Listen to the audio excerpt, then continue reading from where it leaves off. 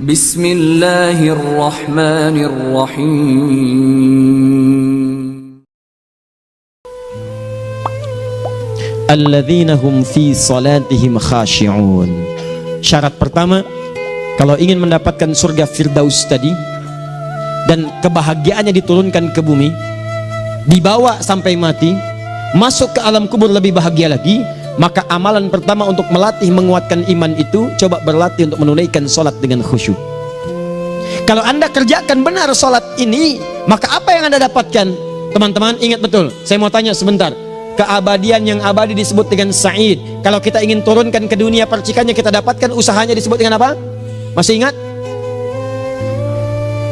Aflah itu kalau didapatkan, kata dasarnya apa tadi? Falahun. Lihat baik-baik. Kata Allah dalam Al-Quran tadi, kalau ingin mendapatkan falahun, amalan pertama sholat. Makanya ketika dipanggil sholat, kalimat falah dilekatkan pada panggilan sholat. 5 kali diingatkan.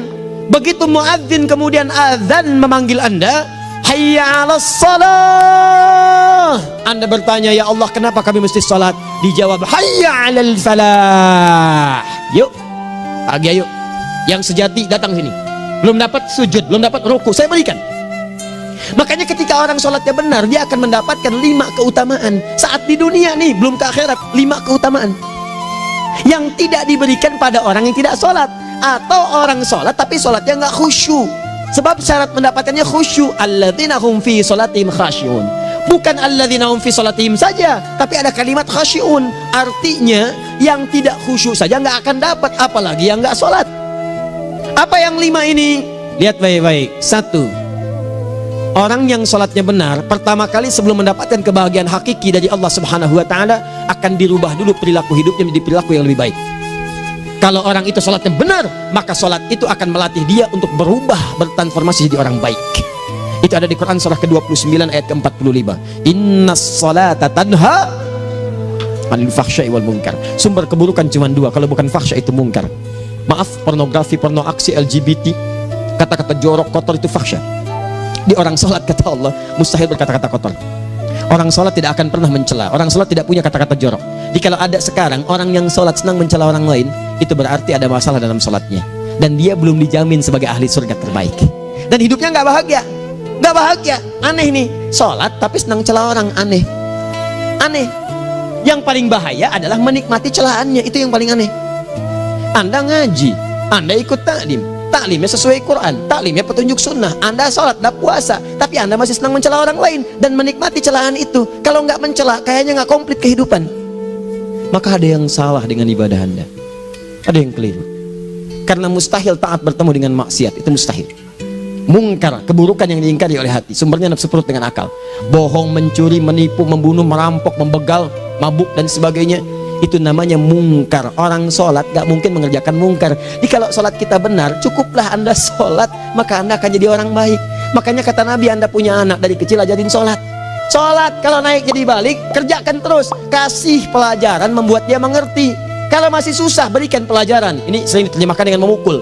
Mukul di Arab beda dengan konteks mukul sekarang. Mukul di Arab tuh ngasih pelajaran supaya ngerti. Anda bisa terjemahkan dengan konteks lain. Uang jajannya tahan, yang kesukaannya simpan dulu.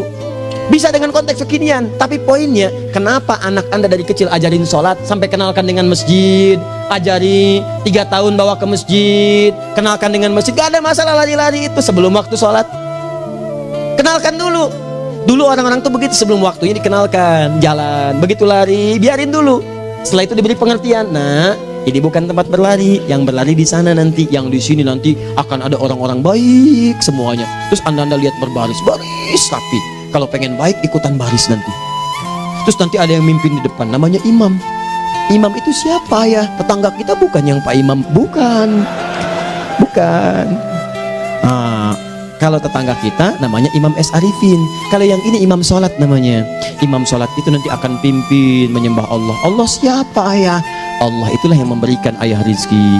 Allah itu yang memberikan ayah rizki sehingga bisa beli tobot buat kakak, beli robokar poli, ini yang poli, ini yang embers, ini yang heli, ini dulu kakak semuanya tuh yang kasih Allah. Nanti kalau kakak bagus bisa ikut rapi di sini, Allah akan senang, akan ditambah lagi oleh Allah. Oh begitu ya, datang begitu caranya.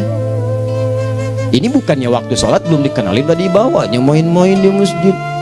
Bahkan ada yang agak repot lagi, di rumahnya susah diatur, dibilang kamu ini susah diatur, main sana ke masjid, disuruh main, ya main di masjid.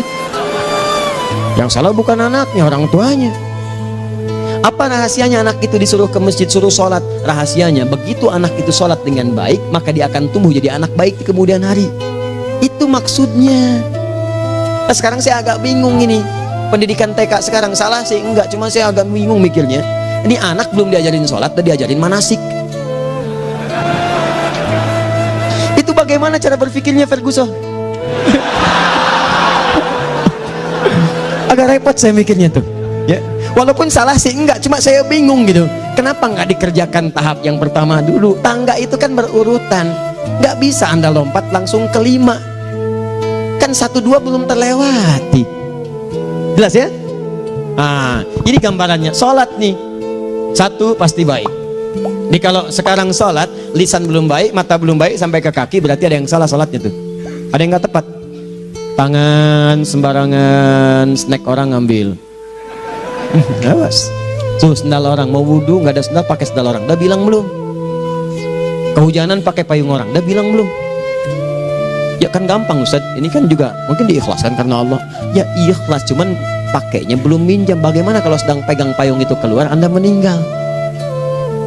Nah, coba mikirin ke situ. Coba ke kantor, kalau didorong proyek yang nggak jelas minta tanda tangan, pikirin dulu bagaimana kalau meninggal. Kemarin saya sama teman-teman artis saya katakan begini, Anda ya, kalau Anda mengaji dengan saya, jangan pernah menerima peran maksiat. Walaupun itu sekedar adegan, tapi itu maksiat. Kalau bayangkan ketika Anda memerankan itu, Anda diwafatkan oleh Allah Subhanahu Wa Taala. Maka demi Allah saya katakan tidak ada faedahnya Anda ngaji sekarang, ngaji besok. Ketika Anda menerima peran itu, Anda wafat dalam keadaan bermaksiat di hadapan Allah Subhanahu Wa Taala. Maka saya pun katakan pada Anda, ayo belajar yang betul, pahami, bangun sholat, belajar, dalami seperti orang tua kita dulu. Tinggalkan nyontek, budaya yang nggak jelas. Rasakan ketika nyontek Anda wafat, apa yang Anda dapatkan? Di Libya itu kalau nyontek, di Libya ya, di saya pernah sekolah di Libya nih, itu kalau nyontek di Libya aja dulu, dan rekornya 100% ketahuan. Begitu sudah selesai, cuma jeda 2 jam, langsung ada panggilan, si fulan silahkan datang ke kantor. Apa yang disediakan di kantor sudah siap. Anda diberi waktu 2 jam dari sekarang, siapkan beres-beres koper Anda. Di sini sudah tertulis Anda akan pulang, tiketnya sudah lengkap, dikawal 2 orang, dituliskan di situ anak ini nyontek gak boleh kembali ke sini. Libya. Gak ada, zero tolerance bagi yang seperti itu, keluar. Kami gak terima di sini. Harusnya begitu. Gak ada faedahnya. Yang kita butuhkan amalan dari ilmu, bukan nilai-nilai itu sementara. Gak ada. Sudah. Nah ini akhirnya begini kualitasnya nih. Tertulis di ijazahnya bagus, cum laude, IPK-nya 4, tapi nggak ada aplikasinya. Yang pintar banyak, kita butuh yang baik, pintar yang baik. Sekarang yang pintar banyak, kepintarannya dipakai untuk nipu orang. Itu yang bahaya. Ahli hukum banyak yang dihukum, ahli ekonomi tidak bisa mengangkat perekonomian. Apa yang salah? Apa yang salah? Ini yang jadi persoalan. Tapi dasar manusia begitu di sidang mulai pakai peci, pakai baju koko, pakai tasbih, ada yang pakai kerudung. Luar biasa. Nih 2, orang kalau sholatnya benar, Allah akan berikan ketenangan dalam jiwanya. Tenang hati. Jangankan musibah kecil, musibah paling besar pun tenang aja dia. Tenang, dia paham rumusnya. Allahu Akbar. Turun Quran surah ke-13 ayat ke-28. Ala bidzikrillahi tatmainnul. Yakinkan pada dirimu, zikir kepada Allah membuat hati tenang. Di antara turunan zikir amalannya adalah sholat. Dari mana taunya? Quran surah ke-20 ayat ke-14. Innani anallahu la ilaha illa ana fa'budni wa aqimis salata lidzikri. Saya Allah, kata Allah ke Nabi Musa. Tidak ada Tuhan selain saya, sembah saya. Bagaimana menyembahmu ya Allah? Tunaikan salat sebagai zikir kepada saya, zikir. Nah, maka kalau Anda sedang tidak tenang, ayo ke masjid. Banyak zikir itu, baca Quran zikir. Quran surah 15 ayat 9. Inna nahnu nazzalna dzikra. Kami turunkan Al-Quran sebagai zikir. Jadi kalau Anda sedang baca Al-Quran, Anda sedang berzikir. Ibu kalau sedang nggak tenang, Bu, gelisah, nggak enak, nggak usah mengeluh, apalagi bikin status gak karuan. Ibu wudhu, ambil mushaf baca. Begitu sedang baca ada ketenangan dalam jiwa. Berdoa, zikir. Kalau sedang nggak tenang, besok ada proyek, doa dulu. Doa itu memberikan ketenangan. Makanya doa disebut dengan zikir. Quran surah ke-7 ayat 205. Wadhkur rabbaka fi nafsika tadarruan wa khifatan wa dunal jahri minal qaul. Ayo berzikir, minta kepada Allah dengan segenap jiwamu, mohon dengan penuh ketawaduan. Nanti ketenangan diberikan. Menghafal Quran, baca itu zikir. Quran surah ke-54 ayat 17, 22, 32, 40. Walaqad yassarnal Qur'ana lidzikri fahal mim mudzakir. Menyebut nama Allah, Al-Asmaul Husna itu zikir. Sedang ada persoalan, ya Allah, ya Allah, ya Allah, ya Rahman, ya Rahim, ya Malik, ya Qudus, ya Allah, ya Allah, ya Allah, ya Allah. Zikir. Dalilnya Quran surah kedua ayat 152. Fadhkuruni adzkurkum. Sebut namaku, zikir, apapun akan mengingatmu. Gimana menyebutnya? Ditafsir di Quran surah 17. Ayat keberapa? 110. Qulidullah awid rahman ayyamma tad'u falahul asmaul husna. Sebut nama Allah. Itu menenteramkan pada jiwa. Sedangkan sholat gabungan dari semua zikir tadi. Bukankah dalam sholat Anda baca Al-Quran? Bukankah dalam sholat Anda menghafal Al-Quran? Bukankah dalam sholat Anda berdoa? Bukankah dalam sholat Anda istighfar? Anda mohon digabungkan semua itu. Amalan sholat menggabungkan semua jenis zikir. Masa Anda nggak tenang juga? Makanya sholat, jangankan sholat ya, tempat sholat itu yang menenangkan. Tempat sholat, tempat paling tenang di muka bumi. Kalau nggak percaya silahkan ya, Anda sebelum masuk ke Istiqomah ini, begitu Anda masuk kan perasaannya beda kan? Lain. Silahkan cek, kalau cari ketenangan datang ke masjid. Masuk, wudhu masuk, sholat 2 rakaat, tenang. Dekat kipas angin, saking tenangnya, plak, ngantuk tidur. Beneran. Enak. Makanya saat Ramadan kalau orang pengen cari ketenangan, lihat di perusahaan-perusahaan penuh tuh musola, pada tidur ya, mengamalkan hadis palsu. Ya, dia musoim ibadah, tidurnya orang puasa ibadah, hadis palsu. Nah, itu teman-teman, itu gambarannya. Tiga orang yang salatnya khusyuk benar, itu dijamin langsung oleh Allah Subhanahu wa ta'ala akan dimudahkan semua urusan hidupnya, termasuk rezekinya. Ini yang saya katakan. Jadi saya katakan tadi, di akhirat ini, di surga, rezeki tinggal ngambil. Anda kalau benar sholatnya, itu langsung dijanjikan oleh Allah. Rezeki itu nggak perlu Anda banyak pikirkan. Ikhtiar sedikit, datang. Bahkan dari sisi yang tidak Anda duga. Apa dalilnya? Quran surah ke-65 ayat 2 dan 3. Ditafsir di Al-Baqarah ayat 2 dan 3. Wa may yattaqillaha yaj'al lahu makhraja. Ada orang yang meningkatkan takwanya kepada Allah, kami mudahkan urusan hidupnya. Setiap persoalannya diberikan jalan keluar, mudah. Solusi. Setiap ada problematika, ada solusi. Wa yarzuqhu min haitsu la yahtasib. Dan kalau dia ingin mendapatkan rezeki, bahkan kami kirimkan dari sisi yang tidak dia duga. Orang lain capek ini, datang lagi tawaran proyek, datang lagi. Utsman tuh masya Allah kayanya banyak, tapi yang paling dirindukan bukan saat mendapatkan peningkatan omsetnya, yaitu saat dia mendapatkan waktu khusus dengan Allah untuk sholat malam hari, sampai-sampainya sempat sholat tahajud sampai khatam Al-Quran. Abdurrahman bin Auf demikian, Tamim Ad-Dari demikian. Sholat karena tahu sholat itu meningkatkan rizki. Karena tahu kuncinya ada di situ. Allah yang punya rizki, disebut dengan Razzaq, pemilik rizki. Maka saya harus punya hubungan dekat dengan Allah. Kalau sudah punya hubungan dekat, mau apa aja gampang. Belum minta udah diperhatikan. Silahkan cek, Anda punya hubungan baik dengan bos Anda di kantor. Ya, sebelum Anda minta, beliau udah pikirin tuh. Telepon bendahara, dia udah ngambil belum gajinya? Belum Pak, tambahkan bonus sekian. Kenapa? Karena dia mengawasi Anda. Allah maha tahu dibandingkan dengan bos Anda. Mendekat kepada Allah, semua diperhatikan oleh Allah. Siapa orang takwa itu? Kalimat takwa pertama di Al-Quran Al-Baqarah ayat 2, amalannya ayat 3. Dzalikal kitabu la raiba fihi hudal lil. Siapa mutakin itu? Ayat 3-nya. Alladzina yu'minuna bil ghaib wa yuqimunas shalah. Gampang. Kalau pengen mudah hidupnya gampang. Biaya nggak mahal, tenaga nggak banyak, tingkatkan takwa nih. Jadi kalau hidup Anda masih susah, di kantor champion, di rumah tangga bermasalah terus, atau sebaliknya, maka boleh jadi kalau gelar Anda tinggi, harta Anda banyak, tapi selalu punya masalah. Bukan Anda kurang hebat, bukan Anda kurang kedudukan, bukan Anda kurang kaya, Anda kurang takwa. Dan yang paling dahsyat, mungkin sholat Anda belum berkualitas. 4. Orang yang sholatnya benar, khusyuk dia. Bahkan saat sholat itu kalau dia minta, maka seketika doanya akan dikabulkan tanpa diskusi, langsung seketika. Contoh Quran surah ketiga ayat 38 sampai 39. Demi Allah saya katakan, Nabi Zakaria punya masalahnya pelik. Sudah berumah tangga, istrinya divonis monopos, maaf bahkan mandul, gak mungkin punya keturunan. Maka apa yang beliau kerjakan? Secara singkat beliau sholat. Begitu sholat minta kepada Allah. Hunalika da'a Zakaria rabbah. Di mihrab itu beliau bermohon kepada Allah. Bermohonnya sambil sholat.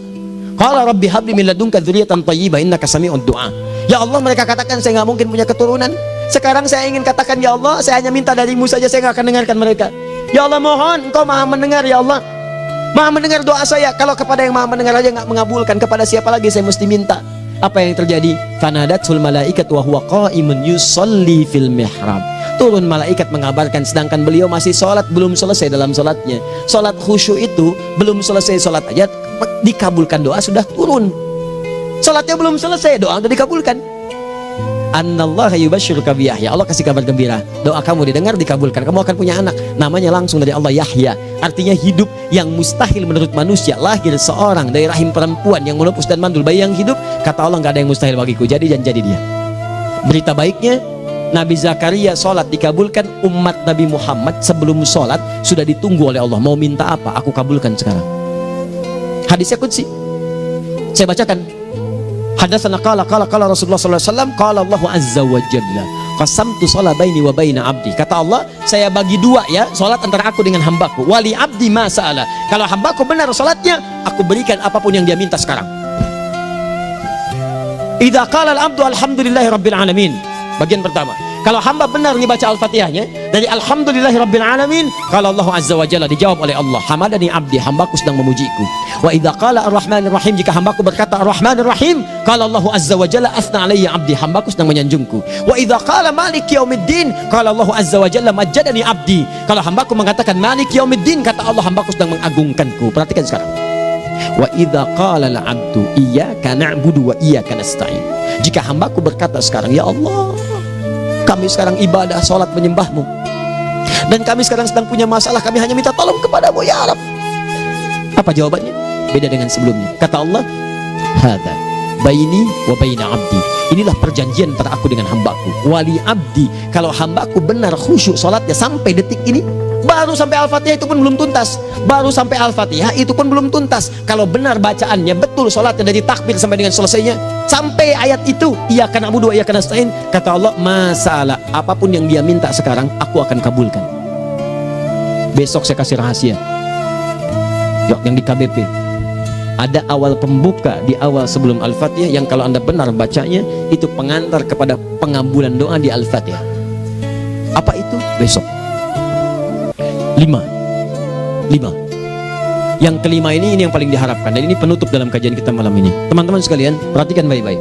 Jika anda benar mengerjakannya, maka Allah akan jamin langsung anda akan mendapatkan kesuksesan dan kebahagiaan di semua aktivitas anda. Kalau jadi suami yang sukses, rumah tangga yang bahagia. Kalau jadi pegawai yang sukses, dan di kantor bahagia. Masih ingat? Kesuksesan yang menghadirkan kebahagiaan, konteksnya dunia disebut dengan falah, dipegang disebut dengan aflah. Dikembalikan lagi ke atas, ke surah ke-23 ayat 1 dan 2. Qad aflahal mu'minun. Apa amalannya? Alladzina hum fi salatihim khashi'un. Persoalannya, kalau anda sholat belum mendapatkan satu di antara 5 ini, apa masalahnya? Pertama masalahnya, kata Al-Quran, boleh jadi yang sholat itu belum khusyuk. Apa itu khusyuk? 2 maknanya, dan saya tutup di sini. Apa yang 2 itu? 1, kebanyakan orang sholat masih membawa dunia dalam sholatnya. Makanya kalau pengen khusyuk, kata Allah, maka anda rasakan akan bertemu Allah. Rumusnya Quran surah kedua ayat 45 sampai 46. Rasakan secara singkat, mungkin itu sholat terakhir yang anda akan kerjakan dalam kehidupan. Mungkin di sholat itu anda wafat. Kata Allah, alladzina yadhunnuna annahum mulaqu rabbihim. Orang khusyuk itu sudah kelihatan dari sebelum sholat, dia sudah merasa persiapan menghadap Allah. Persiapan ke manusia aja dia sudah siap-siap, mandi dulu, ganti pakaian, pakai parfum, macam-macam dan sebagainya, hanya memenuhi undangan manusia. Allah mengundang anda 5 kali dalam sehari. Ya maaf, mengabulkan doa anda, mencukupkan kebutuhan, menyembuhkan kalau sakit, disiapkan anda. Harusnya apa? Penampilan sempurna. Kata Quran, orang khusyuk itu kelihatan sebelum sholat, pakaiannya kelihatan. Quran surah 7 ayat 31, ya bani Adam khudhu zinatakum inda kulli masjid. Hai anak cucu Adam, kalau tiba panggilan dari masjid, kenakan pakaian terbaikmu. Di anak cucu Adam tuh kelihatan. Kalau orang khusyuk begitu adzan kelihatan pakaiannya lain, pakaiannya indah. Khudhu zinatakum, kenakan pakaian terbaikmu. Dipakai bertemu Allah, bertemu manusia aja pakaian bagus-bagus. Ini aneh ya, ada orang salah ibadah aja, orang salah ibadah pakaiannya bagus-bagus. Lihat nih hari-hari tertentu, besok tuh orang mau ke tempat masing-masing tuh, ada yang pakai jas, pakai dasi, pakai batik, pakai kebaya, anaknya dibawa, dikuncir 2, bawa manisan macam-macam. Mau salah ibadah aja tampilan bagus. Masa antum yang benar ibadahnya nggak bagus? Bedakan pakaian futsal, pakaian sholat ganti dengan yang sholat. Ini gimana pakaian sholat pakai pakaian futsal? Depannya gambar Messi, belakang Ronaldo. Repot. Malaikatnya juga bilang, kamu salah baju, harusnya Luka Modric.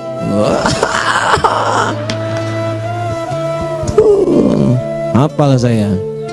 Ayo mau tanya apa? Mourinho dipecat saya tahu. Lagi nganggur sekarang, ditawarin Benfica dia nggak terima. Sekarang jadi dia komentator di Bein Sport. Nanti sebentar lagi dia akan komentari laga Saudi dengan Qatar dan komentari laga Arsenal dengan Ipswich. Digantikan oleh Solskjaer. Dia super sub dulu. Ya, super sub. Ya, the baby assassin, ya pembunuh yang berwajah baby face. Masuknya di akhir-akhir, gol. Sekarang melatih dia 5 kali kemenangan, belum kalah sama sekali. Saya hafal itu. Tapi masih di urutan ke-6, tapi jaraknya ke yang keempat itu tinggal 3 poin lagi. Hafal saya. Liverpool tahu cuma 4 poin sekarang bedanya, kemarin 7 kalah 2-1 sama Manchester City. Walaupun banyak analisis yang menyebutkan mungkin itu diberikan saja gitu kan, karena ada yang lain-lain. Hafal kedua Manchester City, hafal saya. Ayo mau tanya apa lagi? Tottenham Hotspur ke bawahnya, ada Chelsea, ada Arsenal, baru kemudian Manchester United. Liga Italia, wah udah gak kekejar Juventus. Ya, apa lagi? Dan seterusnya lah. Nggak ada ujungnya bahas yang begituan. Jelas ya? Maksud saya, Anda tanya itu saya jawab. Tapi tidak menghilangkan ibadah kita yang lain. Dan apa ruginya? Ya tahajud lah. Apa yang bisa dikerjakan besok, lihat besok. Ya kan tahajud kan bisa besok. Ada orang tahajud jam 10 pagi? Gak ada. Lebih baik Anda kerjakan malam tahajud. Yang tidak bisa dilihat malam bisa dilihat besok. Cara berpikirnya bagaimana kalau besok meninggal? Gak kesampaian teman-teman sekalian, gak kesampaian.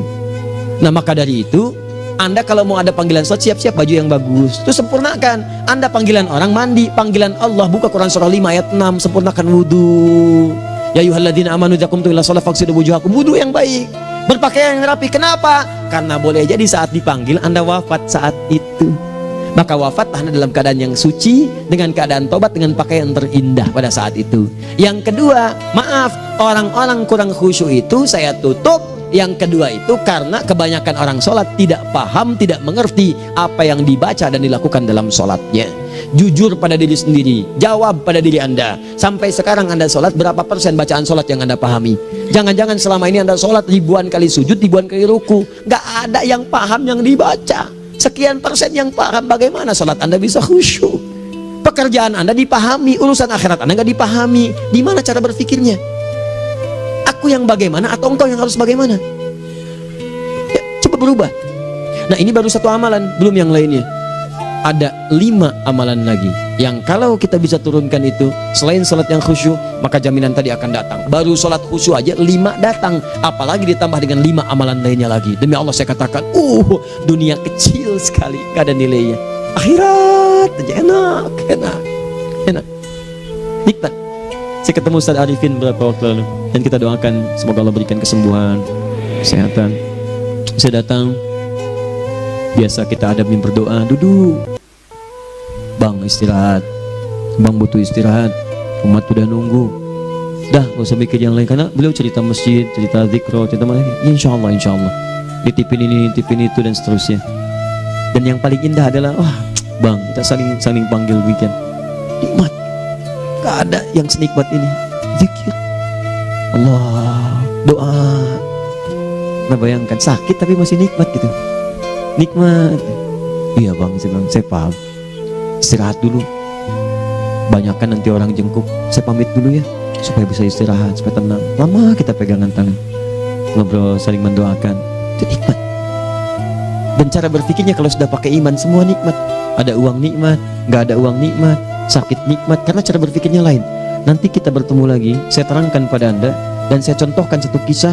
Bahkan ketika ada orang yang diuji Allah dengan ujian yang sangat luar biasa, yang menurut sementara orang itu ujian sangat luar biasa menggetarkan jiwanya dan susah untuk bertahan, tapi orang ini nikmat saja menjalaninya. Nikmat.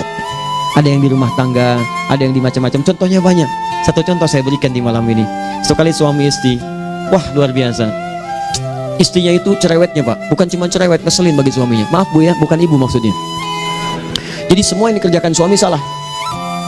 Pengen mangga, ayah kalau kita sekarang dibeli mangga, kenapa mangga yang ini? Saya pengennya mangga yang lain. Belikan mangga, kenapa beli mangga aja? Jeruknya mana? Jeruk, semua. Pokoknya semua yang kerjakan suami salah. Tapi suami tidak pernah mengeluh. Ini kerjakan, itu kerjakan. Satu kali, perhatikan cara memandangnya. Ketika iman sudah masuk ke dalam jiwa, kata temannya, akhi, istri kamu ini begini nyusahin kamu, kenapa kamu gak cari yang lain? Kan gampang ada syariat. Udah pisahin aja, cari yang lain. Kamu tenang ibadah. Apa jawabannya? Hei, Allah sudah turunkan surga ke saya lewat dia. Kenapa kamu meminta saya untuk menjauhinya dan meninggalkan surga saya? Di cara melihat dia, bukankah ketika ada berbagai keluhan saya sabar? Bukankah sabar mendekatkan saya ke surga? Allah kirimkan tipikal istri seperti ini supaya mendekatkan saya ke surga. Dengan itu kan saya banyak pahala. Saya sabar, pahala banyak. Sudah Allah berikan pahala kepada saya. Kamu malah nyuruh saya untuk berpisah dengan pahala itu. Perhatikan cara berpikirnya, indah. Kalau rumah tangga seperti ini semuanya enak. Suaminya biasa-biasa, istrinya cantik luar biasa. Begitu berdandan kelihatan, kata suaminya, Masya Allah, wajahnya tak berpaling, mata tak berkedip. Kata istrinya, ya zauji madzabik, sayang kamu kenapa? Wallahi syakiran lillah bihadari, demi Allah aku bersyukur mendapatkan istri secantik kamu. Kata istrinya, nahnu fil jannah zauji, kita berdua di surga. Kata suaminya, kok bisa begitu jawabanmu? Iya, kamu bersyukur dengan keadaanku, aku bersabar dengan keadaanmu. Catat. Bukankah orang syukur dan sabar di surga? Tuh lihat, canda-canda orang-orang soleh itu begitu. Nikmat, ketawa walaupun nyelekit di hati. Cuman bawaannya enak gitu. Nah, nanti itu ada tuh, nanti saya turunin tuh. Yang di rumah tangga, yang ini, yang itu nanti. Kapan? Pertemuan berikutnya. Ya, jadi kita cukupkan dulu di malam ini apa yang kita pelajari, supaya nanti nggak terlampau banyak kita dapat materi. Cuma sayang sedikit mengamalkan. Saya sudah tuangkan di sini. Banyak saya tuliskan, termasuk di keluarga, di macam-macam. Ini saya tulis, tapi silahkan Anda baca. Kalau ada manfaat silahkan dapatkan. Kalau ada yang kurang silahkan sampaikan untuk dikoreksi. Semoga Allah muliakan kita semua insya Allah. Sekali lagi, perbaiki hidup, jangan banyak mainnya, dan sudah jangan banyak membuang dengan yang sia-sia apapun yang dihadapi. Sekali lagi, tolong jaga kondusivitas, bantu negara kita, ketertiban, keamanan. Kalau saya menyampaikan sesuatu ada singgungan dengan yang kekinian, itu maksudnya koreksi, masukan-masukan supaya diperbaiki. Tapi tetap dalam urusan pemilihan kita punya pilihan masing-masing yang tidak boleh dipaksakan. Jelas ya? Baik, jadi ya saya sampaikan sekali lagi.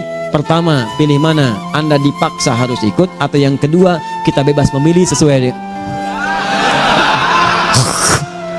Dah. Sudah ya.